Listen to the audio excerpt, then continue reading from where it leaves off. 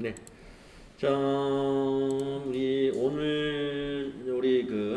가산세 여러분 교재 104페이지 할 차례인데요. 그거 설명하기 전에 지난주가 아니라 이번 월요일 날 8월 10일 날 제가 여러분들 수업 시간에 지난번 토요일 날 출제되었던 FAT 1급의 이론 시험에서 기말 재고액을 구하라라는 문제였는데 제가 여기 1100개에서 980개를 팔면 120개 재고가 있습니다라고 하면서 여기 실제 재고 수량 115개하고 이 수량 차이 5개가 재고자산 감모 손실이라고 하면서 여기에 대해서 여러 가지 얘기를 했었는데 이 재고자산 감모 손실 5개에 대한 얘기는 재고자산 감모 손실이 정상적인 것은 매출원가이고 비정상적인 것 3개는 매출원가가 아니다라는 이 얘기예요. 이 얘기를 해야 되는데 이 문제에서는 지금 매출원가를 구하라는 문제가 아니라 기말상품 재고액을 구하라는 거였기 때문에 이 과부종 문제에서는 이 5개를 어떻게 할 거냐 하는 것은 여기서는 전혀 기말상품 재고액에서는 문제가 되지 않습니다. 제가 순간적으로 매출원가 이야기를 한 거예요. 자, 기말상품 재고액은 언제나 실제 금액을 가지고 해요. 실제 수량. 아시겠죠? 그래서 기말상품 재고액을 구하라 라고 했기 때문에 115개 곱하기 여기 남아있는 재고의 평균 단가 선입선출이니까 이거는 다 팔렸단 말이에요. 그 평균 단가가 333원 나왔었어요. 그래서 115개 곱하기 333원 하면은 38,295원이 나옵니다. 그래서 이 밑에 있는 여러분 그 공개된 이 해설은 잘못된 게 아니라 잘 된 것이다. 네, 이 답이 맞아요. 네, 2번이라고 한 사람이 정답 잘 하신 거고, 제가 월요일날 설명 때, 정상, 비정상, 정상이 2개, 비정상이 3개인데, 비정상은 매출원가가 아니니까 빼줘야 됩니다. 라고 이 얘기를 했을 텐데, 이건 지금 매출원가 문제가 아니라, 재고액 물어봤으니까, 재고액은 실제 수량으로 하는 겁니다. 그래서 그 설명 다시 취소하고, 네, 여러분에게 정정해 드립니다. 자, 오늘은 여러분 교재에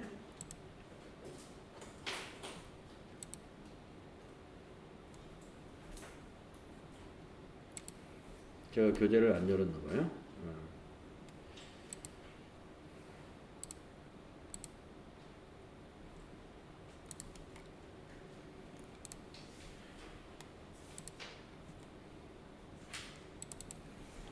104쪽이 되겠습니다. 부가가치세 이론을 마무리하는 시간이 되겠는데요.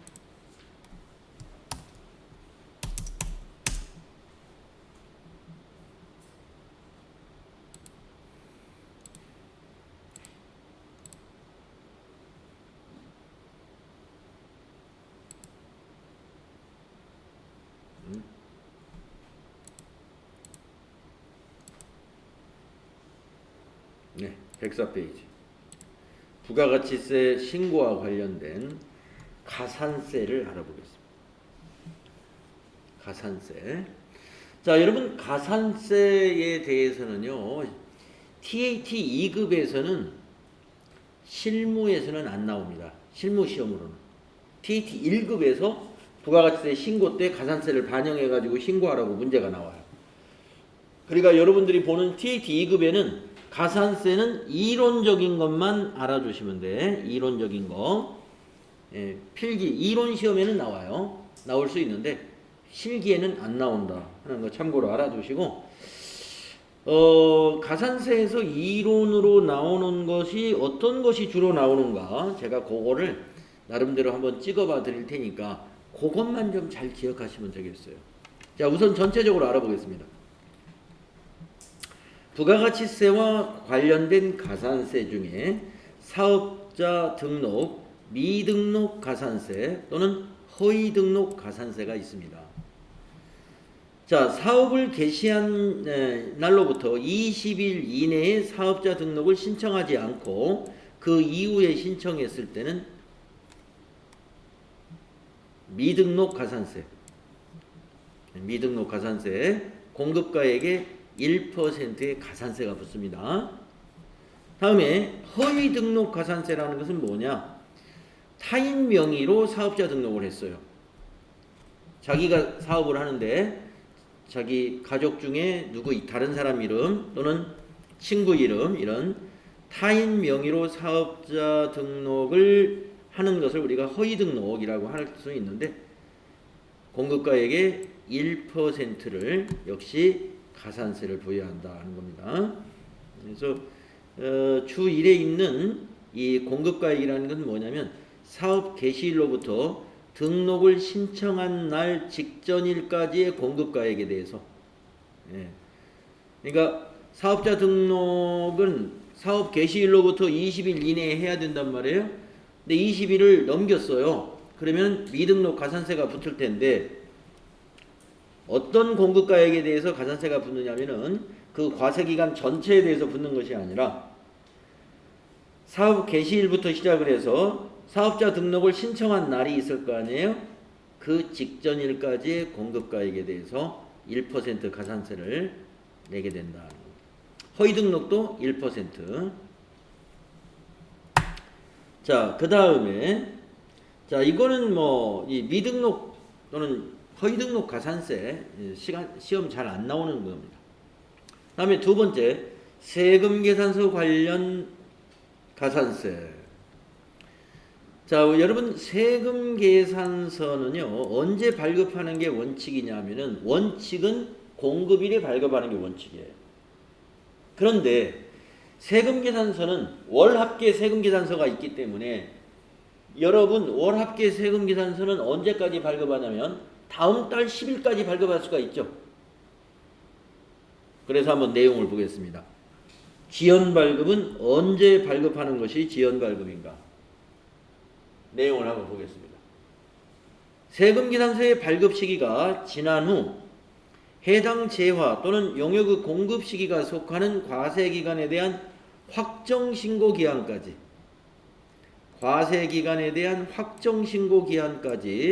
세금 계산서를 발급하면 지연 발급으로 본다 이거예요. 그러면 발급 시기가 지났다고 했는데 언제가 지나야 되느냐? 다음 달 공급일의 다음 달 10일이 지난,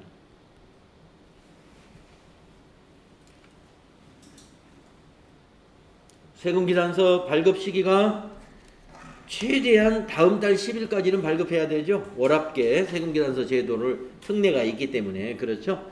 그래서 다음 달 10일이 지나서 과세기간에 대한 확정신고기한까지 세금계산서를 발급하면은 지연발급이 됩니다.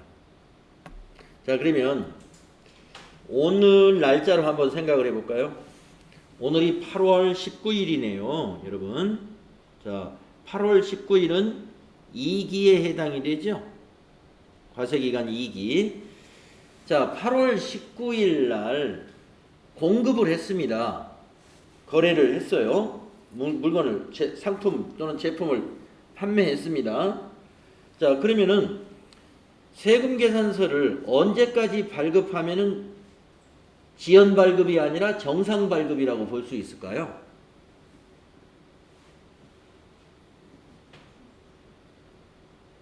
자, 8월 19일 오늘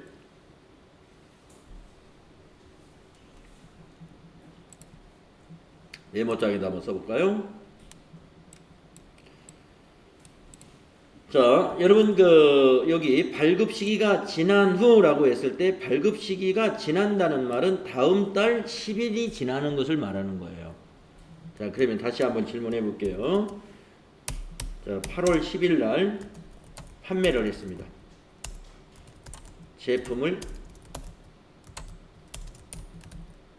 판매했을 때 세금 계산서 발급은 원칙은 언제 하는 거야? 발급일 당일날 세금계산서 발급하는 게 원칙이에요. 판매한 날. 자, 그런데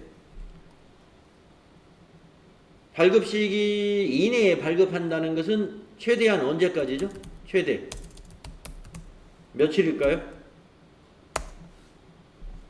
응? 다음 달 10일이니까 9월 10일까지 발급하면 되는 거죠. 자, 그러면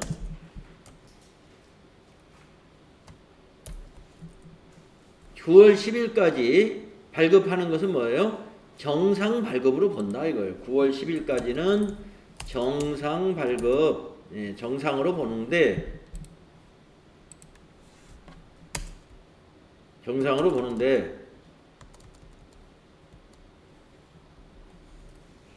세금 계산서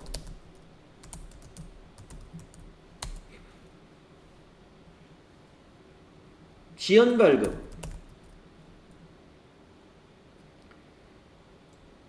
발급은 언제까지 발급하면 지연 발급이 될까요?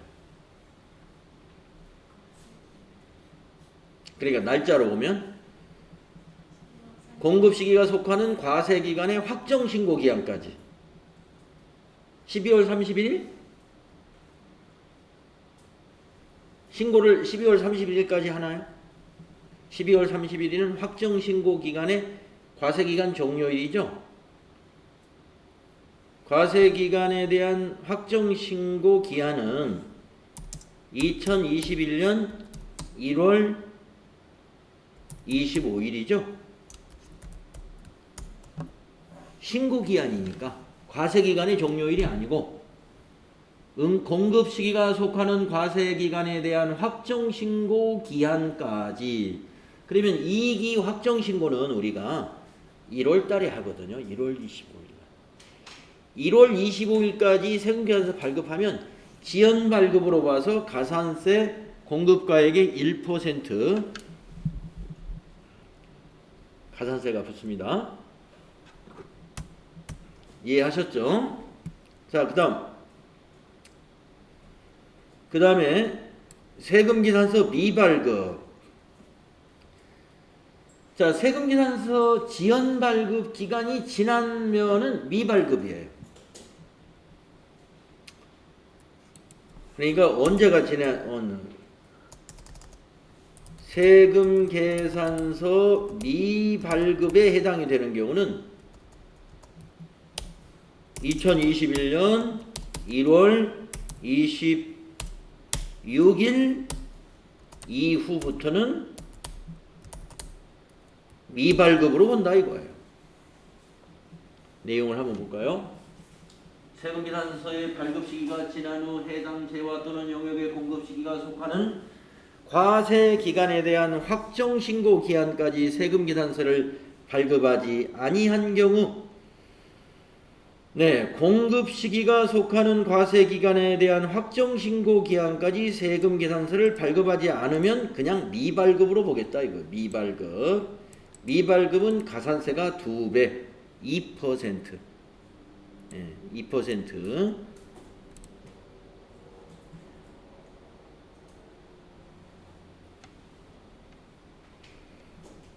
둘 이상의 사업장을 가진 사업자가 자신의 다른 사업장 명의로 세금계산서를 발급한 경우 부과하는 경우는 공급가액의 1%.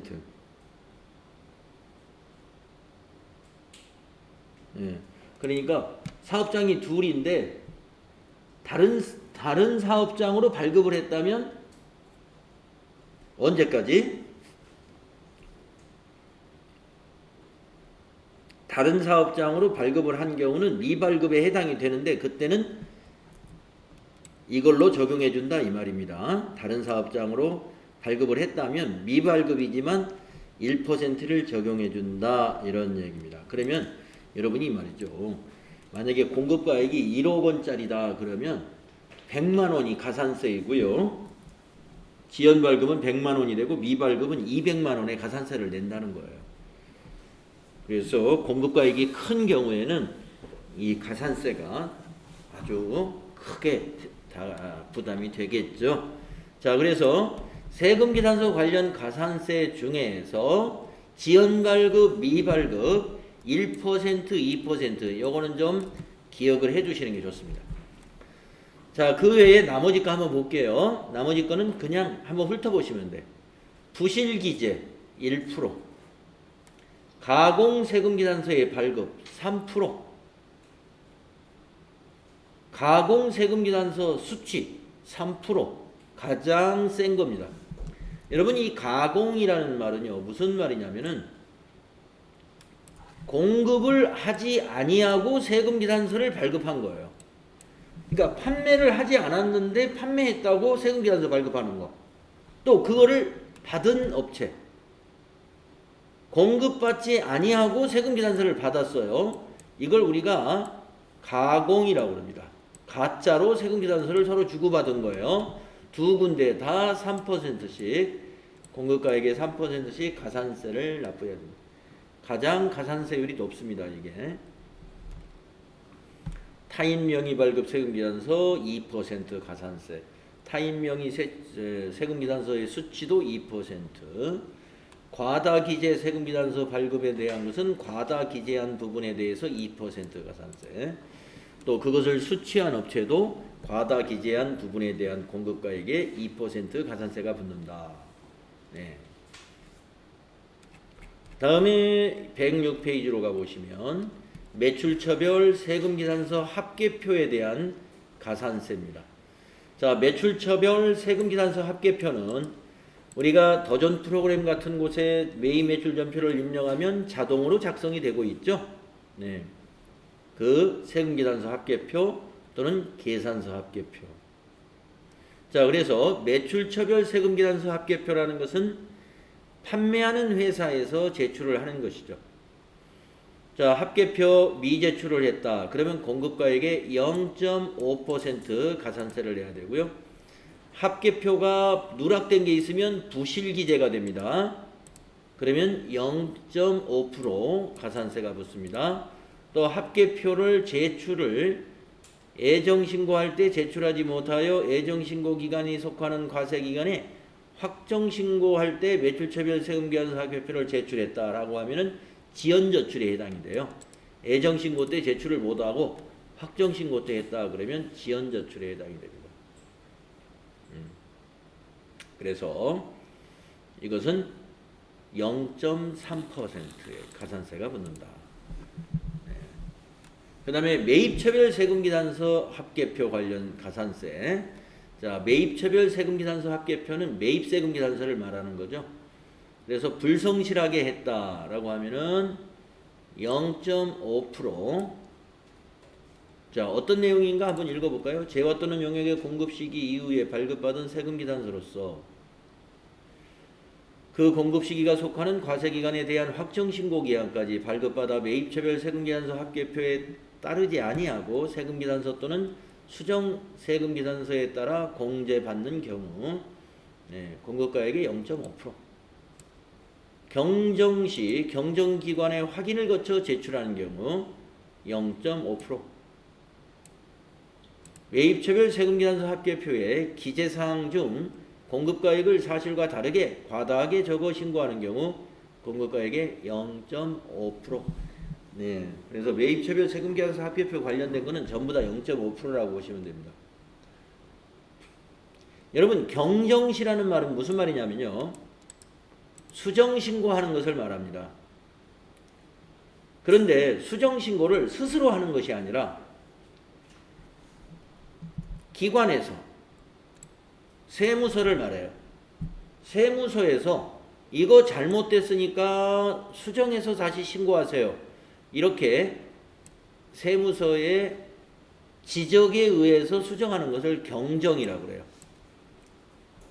그래서 이와 같이 세무서에서 수정을 요구를 받아가지고 수정해서 매입처별 세금기산서를 다시 작성을 했어요. 그때 공급가액의 0.5% 가산세가 있다는 거. 자, 그 다음에 이제 이 전자세금기산서에 대한 가산세가 시험에는 제일 많이 나옵니다. 전자세금기산서에 대한 가산세가 시험에서는 제일 많이 나온다. 자, 그러면 어떤 것이냐? 전자세금기산서 발급명세 전송불성실. 자, 전자세금기산서의 발급명세는 국세청으로 언제까지 전송해야 되냐면요, 다음 날까지 전송해야 됩니다. 자, 그런데 위에 있는 것은 지연전송이에요. 요거는 지연전송.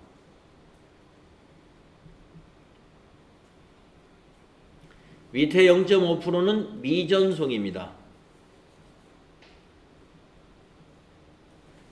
자, 내용을 읽어보겠습니다. 어떤 차이가 있느냐? 전자세금기산서 발급명세 전송기한이 경과한 후. 자, 여러분, 전송기한은 언제라고요? 다음 날입니다. 다음 날이 경과한 후. 재화 또는 용역의 공급시기와 속하는 과세기간에 대한 확정신고기한까지 국세청장에게 세금기산서 발급명세를 전송할 경우. 그러면 자, 역시 마찬가지로 오늘이 8월 19일입니다. 자, 8월 19일 날 전자세금기산서를 발급을 했다면 8월 20일 날 전송해야 되죠. 20일까지. 8월 20일 밤 12시까지는 전송을 해야 됩니다. 다음 날까지니까. 그런데 지났어요. 8월 20일이 지났습니다. 그러면 언제까지 전송해야 되느냐? 과세, 공급 시기가 속하는 과세 기간에 대한 확정 신고 기한까지 국세청장에게 전송하면 됩니다. 그럼 언제예요? 내년도 1월 25일까지. 내년 1월 25일까지만 전송하면 지연 전송으로 반입니다. 지연 전송. 8월 20일 지나서 이날이 지나버렸고 이날까지 전송하면 정상이에요. 가산세 없어요. 8월 20일이 지나서 내년도 1월 25일까지 전송을 했다면 지연 전송. 그래서 공급가액의 0.3%의 가산세를 납부하게 됩니다. 자, 그런데 밑에 거는 미전송인데요. 바로 이날이 지나면 미전송이 됩니다. 1월 25일이 지나면 미전송. 자, 내용을 볼까요? 전자세금기한서 발급명세 전송기한이 경과한 후 재화 또는 용역의 공급시기가 속하는 과세기간에 대한 확정신고기한까지 국세청장에게 세금기산서 발급명세를 전송하지 아니한 경우 미전송, 공급가액의 0.5%의 미전송 가산세를 내게 된다. 이 두 개가 시험에 제일 많이 나와요. 이론 시험에서 많이 나온다. 나중에 실무에서도 이게 많이 나와요. 근데 실무에서는 TAT 2급에서는 안 나올 테니까 TAT 1급에서 나온다. 자, 그 다음에 그 밑에 있는 가산세는 뭔가요? 전자세금계산서 발급 의무자가 종이세금계산서를 발급했다. 여러분, 법인은 모두 전자세금계산서를 발급해야 되죠? 그 다음에 개인사업자 중에서 직전 연도에 과세사업과 면세사업의 공급가액이 3억 원 이상이면 전자세금계산서를 발급해야 되죠? 그런데 그러지 아니했다 이거야. 안 하고 종이세금계산서를 발급했어요. 그랬을 때는 1% 가산세가 1%로 가산세가 부과된다. 자, 전자세금계산서 관련된 요 가산세가 시험에서는 가장 많이 나올 겁니다. 자, 그 다음에 신고 관련 가산세를 볼까요? 신고 관련 가산세. 부가가치세를 신고하지 않았어요. 신고하지 않으면 세금을 안 내느냐? 언젠가는 세금을 내야 되죠. 자, 무신고. 무신고에는 일반 무신고가 있고 부당 무신고가 있습니다. 일반 무신고는 예를 들어서 아차 하고 놓친 거예요. 예, 그렇게 인정이 되면 일반 무신고. 부당 무신고는 일부러 신고 안 한 겁니다. 숨기려고. 예. 그러니까 거짓말 하려고 이걸 어떻게 숨겨볼까 하고 신고하지 않은 거는 이제 부당 무신고로 해서 가산세가 아주 높습니다. 그래서 일반 무신고는 납부한 세액의 20%, 납부할 세액의 20% 가산세를 내야 되고, 부당 무신고는 납부할 세액의 40%. 그런데 우리가 영세율 사업자, 수출하는 사업자는 영세율이기 때문에 납부세액이 없죠. 그러면 수출하는 사업자가 신고를 안 하면 어떻게 해야 되느냐? 세액에 대해서 과세를 할 수가 없으니까 그 영세율 과세 표준에 대해서 0.5%씩 과세 표준에 대해다가 0.5%를 곱해서 가산세를 부과합니다. 과세 사업자는 그러니까 그 영세율 사업자가 아닌 일반 과세자는 납부세액의 20% 또는 납부세액의 40%, 그 다음에 영세율 사업자는 영세율 과세 표준의 0.5% 가산세가 뭐다? 무신고 가산세. 그 다음에 과소신고 초과 환급신고. 자, 세금을 과소신고라는 건 뭐냐면 신고하는 날 신고를 했어요. 그런데 누락시켰어. 몇 건을. 그러면 세금이 줄어들겠죠. 누락시키면. 그게 과소신고입니다. 또는 초과 환급신고라는 건 뭐냐면 매입세액을 너무 많이, 실제보다 매입세액을 더 많이 잡았어요. 그러면 매입세액이 공제가 되니까 환급을 받을 때 초과 환급을 받게 되겠죠. 그래서 과소신고나 초과 환급 시에는 일반 과소나 일반 초과 환급은 과소신고세액의 10%, 그런데 부당하다고 볼 때는 과소신고한 세액의 역시 40%. 영세율 사업자는 과소신고된 영세율 과세표준의 0.5%, 마찬가지로 영세율 과세표준의 0.5%. 그래서 신고 관련 가산세도 있습니다. 자, 그 다음에 신고를 안 하게 되면은 납부도 안 했겠죠. 세금을. 신고 안 하는 사람, 신고를 하지 않은 부분에 대해서는 세금을 납부도 안 했을 거예요. 그러면 납부 불성실 가산세가 붙어요. 그래서 납부하지 않은 세금에 대해서 곱하기 기간 며칠이냐 이거예요. 만약에 세금을 10만 원 납부하지 않았네.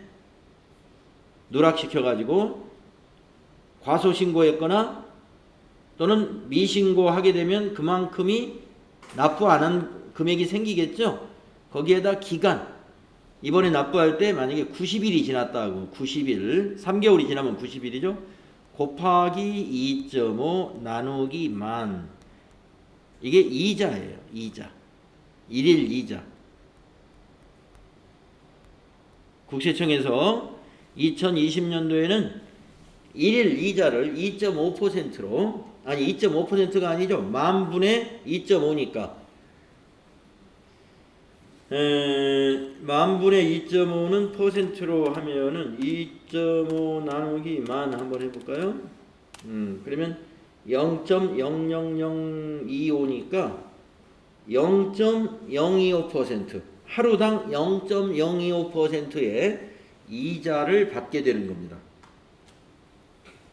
그래서 90일 곱해가지고 미납한 세금을 곱하면 납부 불성실 가산세가 나와요. 그 다음에 기타의 가산세로서 신용카드 매출전표 등의 가산세가 있고 현금 매출 명세서 등의 가산세가 있습니다. 신용카드 매출전표 등의 가산세는 내용이 뭔가 볼까요? 신용카드 매출전표 등을 발급받아 애정신고 또는 확정신고할 때 제출하여 매입세액을 공제받지 않고 경정기간 확인을 거쳐서 매입세액을 공제받는다면은 매입세액 공제는 해주는데 그 그 공급가액에 0.5% 가산세가 부과된다는 겁니다. 자, 매입세 공제를 받는 게 그래도 유리하겠죠. 왜냐하면 매입세액은 얼마예요? 공급가액이 10%잖아요. 공급가액이 10% 매입세 공제 받고 가산세 0.5% 내는 게 낫죠. 여기서 경정기관이라는 게 뭐냐면 세무서를 말하는 거예요. 그래서 세무서에서 연락이 와요. 아, 이번에 왜 부가가치세 신고할 때 컴퓨터 신용카드로 매입한 거 있는데 왜 그거 신고하지 않았습니까? 예, 신고해서 다음에 확정 신고 때 신고해가지고 매입세 공개 받으세요. 또는 수정 신고해가지고 매입세 공개 받으세요. 이렇게 연락이 오는 것을 우리가 경정기관의 확인을 거쳐서 매입세액을 공제받는다라고 하는 겁니다.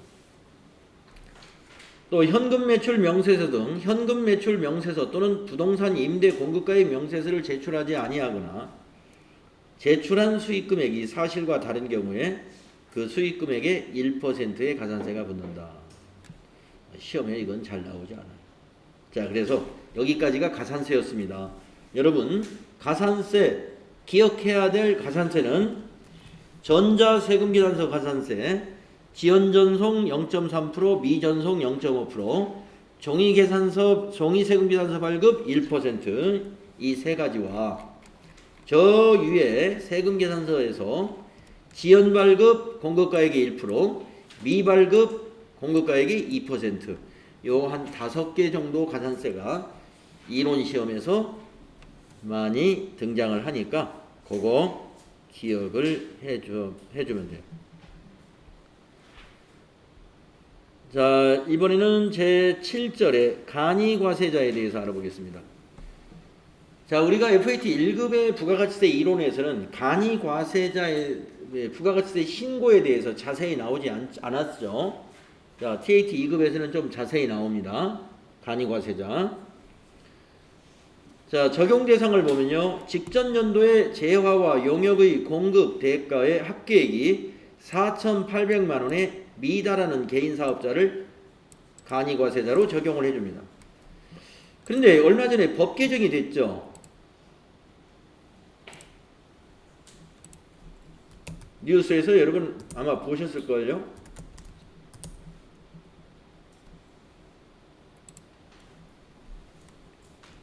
자, 2020년 세법 개정안 한번 내용을 보겠습니다. 간이과세자 기준금액 연매출 4,800만 원에서 8,000만 원으로, 부가가치세 납부면제 기준금액 연매출 3,000만 원에서 4,800만 원으로, 투명성을 위해 세금계산서 수수 의무는 유지하고 일반 과세자와의 과세 형평을 위한 개정도 추진한다라는 얘기인데, 자, 한번 내용을 밑에 자세한 내용을 한번 읽어볼게요. 자, 간이과세 기준은 연매출 4,800만 원에서 8,000만 원으로 부가가치세 납부 면제 기준금액은 연매출 3,000에서 4,800으로 각각 인상하는 방안이 추진된다. 이게 지금 언제 기사인가요? 네, 7월 22일 기사입니다.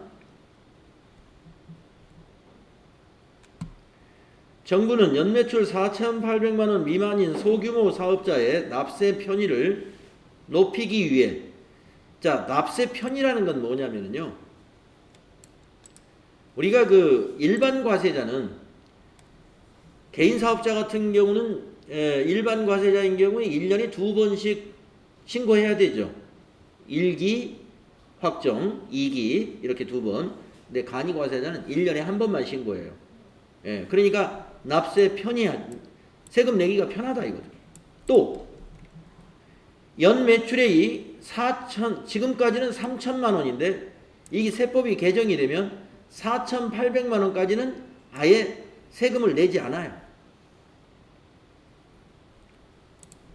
그래서 납세 편의를 높이기 위해 간이과세라는 제도를 운영하고 있습니다. 간이과세자는 세금계산서 발급 의무가 면제되고 일반 과세자에 비해 세액 계산이 간편하다. 자, 이제 우리 책에 이거 나올 거예요. 일반 간이과세자의 납부세 계산은 자기의 매출액에다가 업종별 부가가치율을 곱해요. 그리고 곱하기 10% 이렇게 해서 납부를 하는 거예요. 또 매입세금계산서를 발급받았으면 그거 매입세 공제 또 받고, 예. 발급받은 거 없으면 그냥 이것만 내는 거예요. 또 부가가치세 신고 횟수가 연 1회로 연 2회 신고하는 일반 과세자의 절반이다. 예, 연 1회 1월 달에 신고 한 번만 한다 이거예요. 특히 연 매출액 3천만 원 미만인 간이과세자는 부가가치세 납세 의무도 면제된다. 납세 의무는 면제되지만 신고는 해야 됩니다. 그래야 3천만 원 미만인지 4,800만 원 미만인지를 알 수가 있으니까. 정부는 코로나19 여파에 따라 올해 말까지 한시적으로 연매출 8천만 원 이하 개인사업자에게 또 간이과세자 수준으로 부가가치세를 감면해주고 있는 상황이다. 네, 코로나19 때문에 지금 올해 말까지 연매출 8천만 원 이하 개인사업자에게 간이과세자 수준으로 부가가치세를 감면해주고 있다. 정부는 간이과세자 기준금액을 아예 연매출 8천만 원으로 인상하는 내용을 이번 세법 개정안에 담았다. 개정안에 따르면 일반적인 사업자의 간이과세 기준금액은 인상되지만 부동산 임대업과 과세 유흥업은 현행 4,800만 원이 유지된다. 네, 부동산 임대업 그리고 유흥업은 옛날 기준 4,800만 원으로 묶어놓네요. 이에 따라 간이과세자는 23만 명 증가하고 1인당 117만 원의 세금이 줄어든다. 간이과세자 중 부가가치세 납부 면제 기준 금액은 연매출 3천만 원에서 4,800만 원으로 인상된다. 납부 면제자는 34만 명이 증가하고 1인당 59만 원가량의 세금이 감소된다. 세금 부담은 줄지만 세금계산서 수수 의무는 유지된다. 세금계산서 수수라는 건 뭐예요? 매입했을 때 세금계산서 받는 거. 그거는 유지가 된다 이런 얘기죠. 당연히 그래야죠. 정부는 매출 투명성 확보를 위해 이번 개편에 따라 일반 과세자가 간이과세자로 전환되더라도 재화 용역 공급 시 사업자의 세금계산서 발급 의무는 유지된다고 밝혔다. 이게 무슨 말이냐? 지금 간이과세자로 바뀌었단 말이에요. 일반 과세자였는데 높아져 가지고. 그렇지만 자기가 간이과세자로 바뀌었다 하더라도 금년에는 세금계산서 발급 의무는 유지가 된다 이 말이네요. 그러니까 세금계산서는 발급해야 된다 이 말입니다. 연매출 4,800만 원 미만인 사업자는 현재와 동일하게 세금계산서 대신 영수증 발급으로 대체 가능하다. 재화 용역을 공급받는 경우에는 세금계산서 수치 세액공제제도 유지 및 세금계산서 미수치 가산세가 신설된다. 아울러 간이과세자의 납부세 산정시 적용되는 부가가치율이 조정된다. 실제 부가가치율과 괴리가 큰 업종을 중심으로 간이과세자의 납부세액 산정시 적용되는 부가가치율을 시행령을 통해 조정한다는 방침이다. 이밖에 일반 과세자의 과세 형평 등을 감안해 간이과세자 관련 세액공제 제도도 몇 가지 개선된다. 우선 간이과세자에 대한 면세 농산물 의제매입세 공제는 적용되지 않는다. 네, 간이과세자에 대한 면세 농산물 의제매입세 공제, 간이과세자는 적용이 안 된다 이 말이에요. 간이과세자는 면세 농산물 구입 시 농산물 생산 과정에 포함된 부가가치세 상당액을 농산물 매입액의 일정률로 의제해 세액공제를 받고 있다. 부가가치율 산정 시 매입 과세 표준에 면세 농산물 매입액이 포함되어 있어 의제매입세 공제는 이중 공제에 해당하는 점을 감안했다는 게 정부의 설명이다. 기획재정부 관계자는 의제매입세 공제를 적용하지 않더라도 음식점을 경영하는 일반 과세자가 간이과세자로 전환 시 세부담은 상당 수준 감소할 것으로 예상한다며 또한 4,800만 원 미만 기존 간이과세자는 제도 개편으로 납부 면제 대상이 되므로 매입세 공제 적용 실익이 없다고 말했다. 음식 숙박업 간이과세자는 매출액의 2%, 일반 과세자는 매출액의 1%를 세액공제 받는데 개정안이 통과되면 매출액의 1% 세액공제는 단일화가 된다. 간이과세자에 대한 세금계산서 수치, 세액공제액 산정 방식은 매입세액 곱하기 업종별 부가가치율 5%부터 30%까지 거기에 10%에서 매입액 곱하기 0.5%로 변경이 된다. 근데 요 개정안이 2020년도 개정안인데 이게 언제부터 시행될지는 모르겠네요. 시행 날짜는 여기에 나와 있지 않네요. 얼마 전에 지난달 7월달 이 임시국회에서 이게 이 법이 개정됐어요. 이게 지금 조세신문에 7월 22일 날 기사 내용이었습니다. 그래서 일단은 우리는 지금 우리 교재에 실려 있는 것은 개정 전의 법률입니다. 개정 전 법률. 그래서 이것이 법률이 통과가 되면 또 그 기획재정부에서 시행령을 또 만들어야 돼요. 부령 같은 거 대통령령으로 시행령이 나오고 또 부령이 나오고 그래서 이제 세부적인 거 이제 그런 적용 시기는 나중에 한번 어떤 보도가 있으면 그때 한번 정리를 해보겠습니다. 자, 그래서 현재까지는 우리는 간이과세자의 적용은 직전 연도의 재화나 용역의 공급 대가가 공급 대가라는 것은 세금을 포함한 것을 말하죠. 4,800만 원 미만인 개인 사업자다 그랬습니다. 근데 이것이 지금 8천만 원 미만으로 법률이 지금 개정되었다. 하는 거 알고 있고. 적용 배제. 간이과세자가 적용되지 아니하는 사업장을 보유하고 있는 사업자는 적용이 배제됩니다. 예를 들어서 어떤 사업장이 적용 배제 사업장이냐? 개인 사업자라 하더라도 광업이나 제조업을 한다. 그러면 간이과세자가 될 수 없어요. 광업, 제조업. 그 다음에 도매업. 소매업이 아니라 도매업. 도매업도 간이과세자 될 수 없어요. 원칙적으로 소매업입니다. 또 부동산 매매업도 간이과세자 될 수 없고 개별 소비세에 따른 과세 유흥장소를 경영하는 사업. 여러분 유흥업이라고 하죠. 유흥업. 술집 같은데 간이과세자 없어요. 또 부동산 임대업으로 기획재정부령으로 정하는 것. 부동산 임대업자도 간이과세자 될 수 없고 전문 서비스업. 전문 서비스업이다 그러면 변호사, 의사, 법무사, 회계사, 세무사 이러한 서비스업을 말하는 겁니다. 간이과세자 될 수 없습니다. 개인 사업자라 하더라도.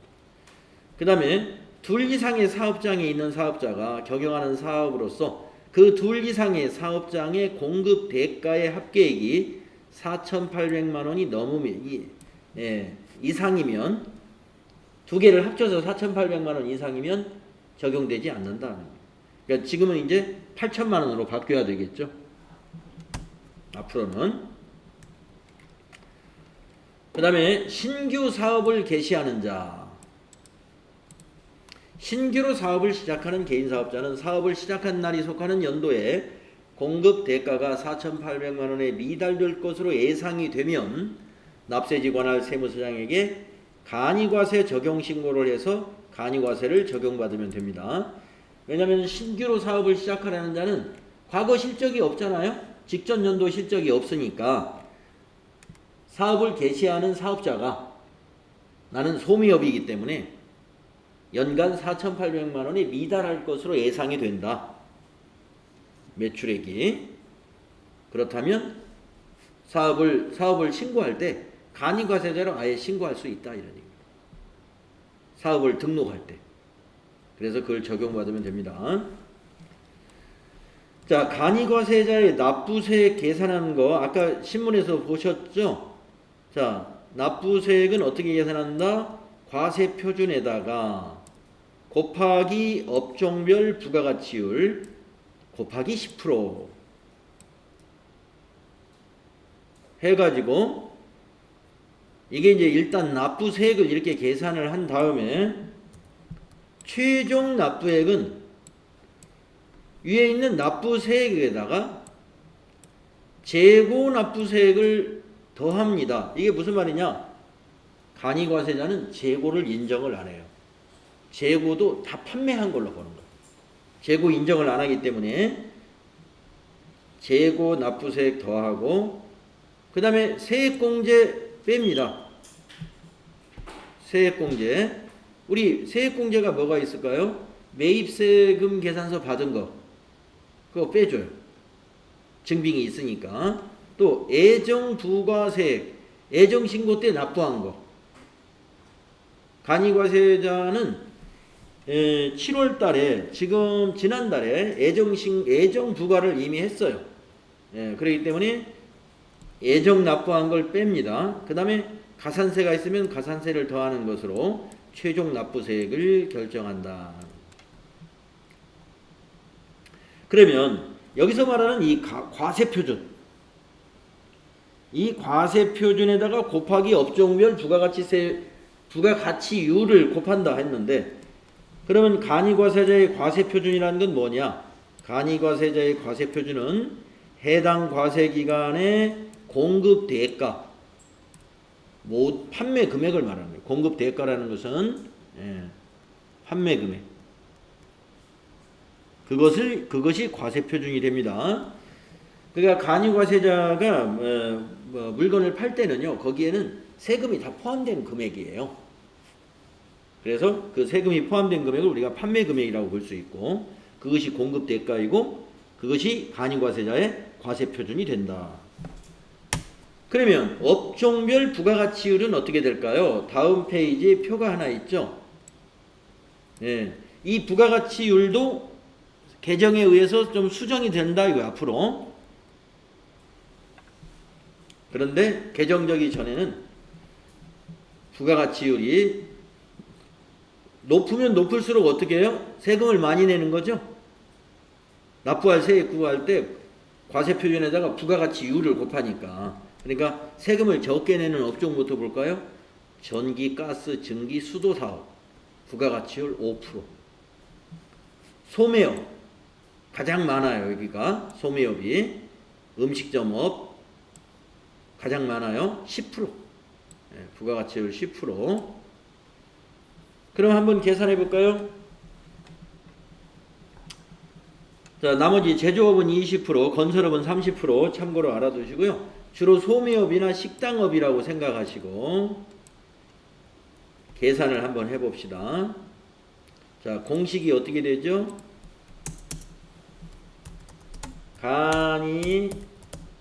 간이과세자의 납부세액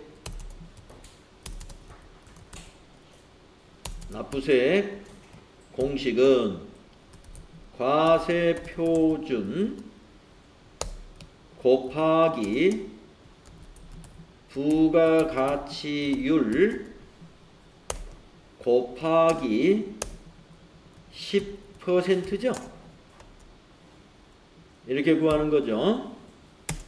그러면 자, 식당이 하나 있다고 보겠습니다. 식당, 음식점. 자, 우리 음식점이 1년 동안에 9천만 원어치 팔았어요.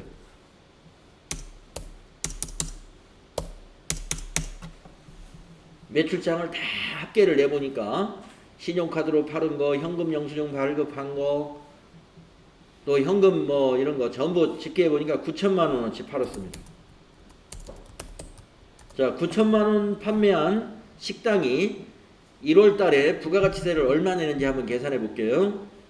자, 음식점의 부가가치율이 몇 프로예요? 네, 그래서 곱하기 10%.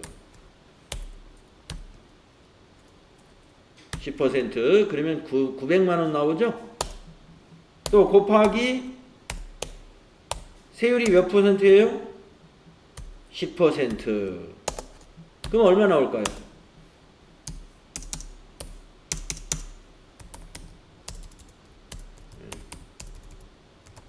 90만 원 내면 됩니다.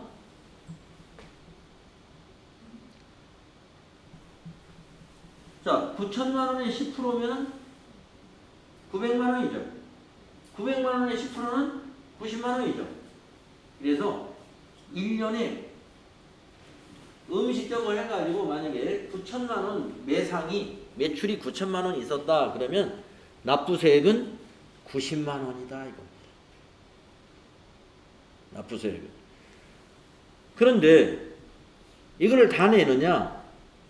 실제 납부세액은 여러분 여기 최종 납부세액이라는 건 납부세액을 계산해 가지고 자 식당이니까 밥 만들어 놓은 재고 없겠죠? 음식점은 재고라는 게 없어요.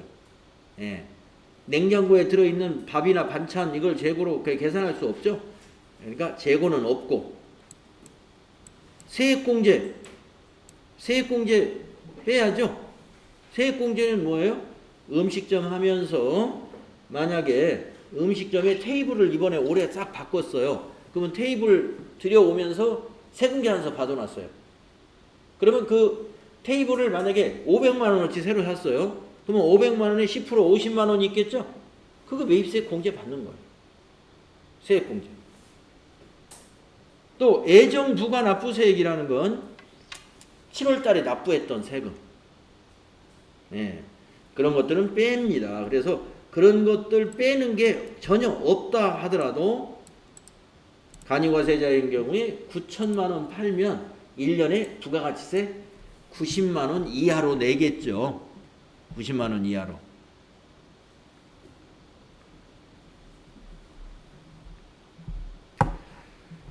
자, 그 다음에 그래서 그렇게 계산이 된다는 거고요. 예, 세액공제 여기 있네. 세액공제 내역은 매입세금 계산서 수취한 세액공제. 아까 말씀드렸죠. 식당에 테이블을 전부 새로 교체하면서 테이블 교체 관련된 걸 바꾸면서 세금 계산서를 발급받았으면 그게 매입세액 세액공제 해준다 이거예요.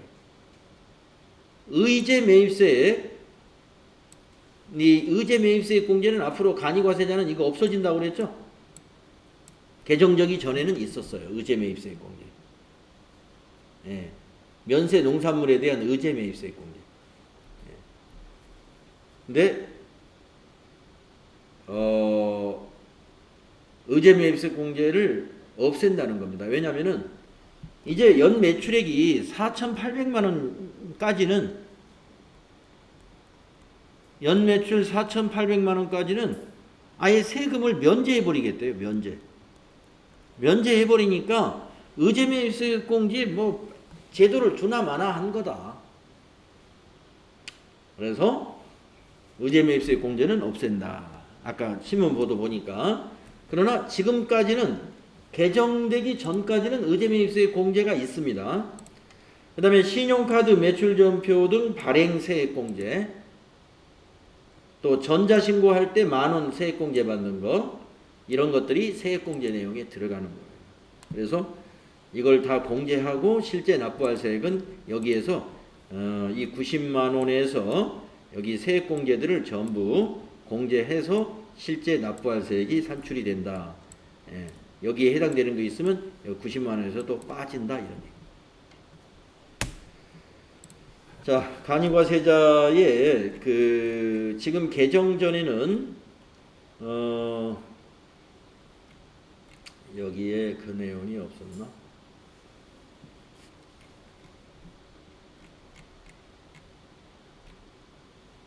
여기에서는 그 내용이 없었는데요. 아까 기사 내용에서 여러분 보셨죠? 부가가치세 납부 면제 기준 연 매출이 지금은 3천만 원이에요. 연 매출이 3천만 원인 개인 사업자는 아예 부가가치세를 안 냅니다. 그런데 이것을 얼마로 앞으로 올려요? 4,800만 원. 연 매출이 4,800만 원인 개인 사업자는 부가가치세를 아예 면제해 주는 거예요. 지금까지는 3천만 원. 앞으로 개정세법에는 4,800만 원이다라는 거 함께 알아두십시오. 자, 그래서 간이과세자의 납부세 계산하는 공식 요거 이론에서 보기로 나올 수 있으니까 이거 잘 기억을 해 주십시오. 그리고 간이과세자의 과세표준은 공급 대가가 과세표준이라는 것도 잘 기억을 해 주기 바랍니다. 자, 그래서 간이과세자 정리했고요. 다음에 이제 신고 및 납부, 애정부가와 납부, 또 확정신고와 납부가 있는데, 자, 간이과세자는요, 애정신고는, 애정신고를 하지 않아요. 원칙이 고지납부입니다. 그러니까 고지서가 오면은 납부를 하면 돼요. 그래서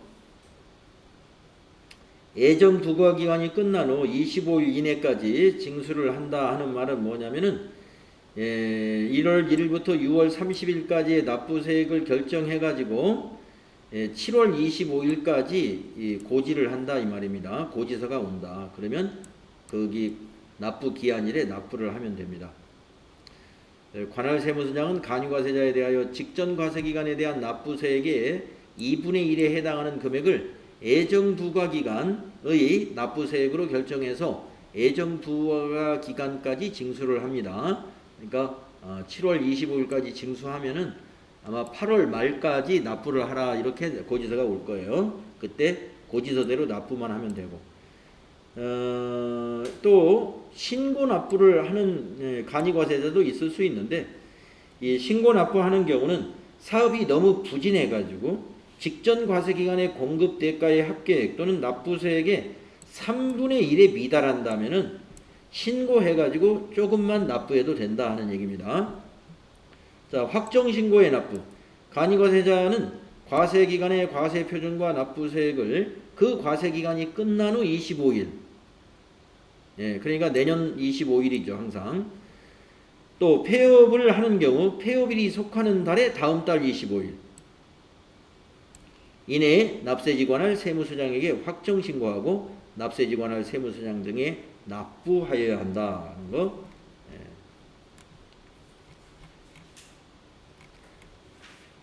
자, 그 다음 표현은요. 간이과세자와 일반과세자를 비교를 해놨습니다.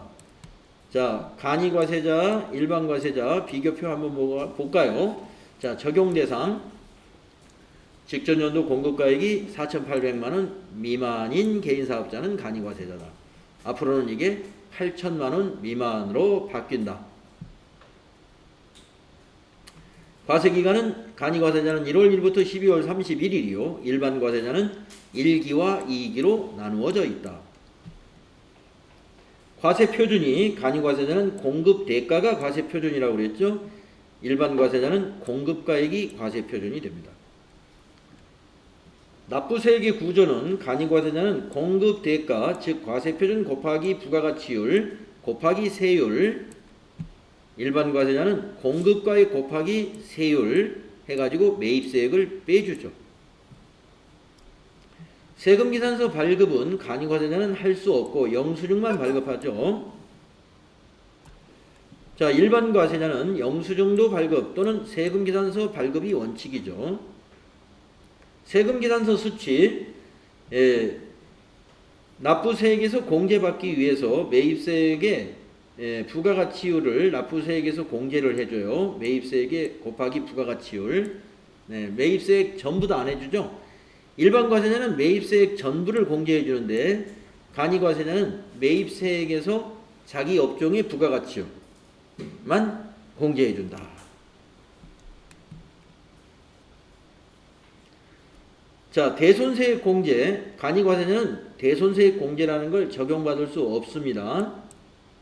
그런데 일반과세자는 대손세액 공제가 적용되죠. 납부 의무 면제. 자, 간이과세자는 납부 의무가 면제되는 사업자가 있어요. 당해 과세 기간의 공급 대가가 3천만 원 미만인 경우 납부 의무가 면제되는데 이것도 개정세법에 따라서 4,800만 원 미만인 경우에 납부 의무가 면제되는 걸로 법이 개정되었다. 일반 과세자는 면제라는 게 없어요. 포기 제도가 있죠. 그래서 간이과세 포기를 해서 일반 과세자로 전환할 수가 있습니다. 그러나 일반 과세자는 일반 과세자 포기라는 것이 없어요. 그러니까 일반 과세자가 간이과세자로 가는 방법은 없어요. 하지만 간이과세자가 일반 과세자로는 갈 수 있다. 이건 안 되지만 이건 오케이다. 그것이 포기 제도가 간이과세 포기는 있지만 일반 과세 포기라는 건 없다는 얘기죠. 네. 자, 여기까지로 해서 우리 부가가치세 이론 추가된 내용을 다 했습니다. 네, 나중에 뒤에서 문제 풀 때 또 복습이 또 될 것이고요. 10분간 쉬었다가 다음 시간부터는 소득세 이론을 살펴보도록 하겠습니다.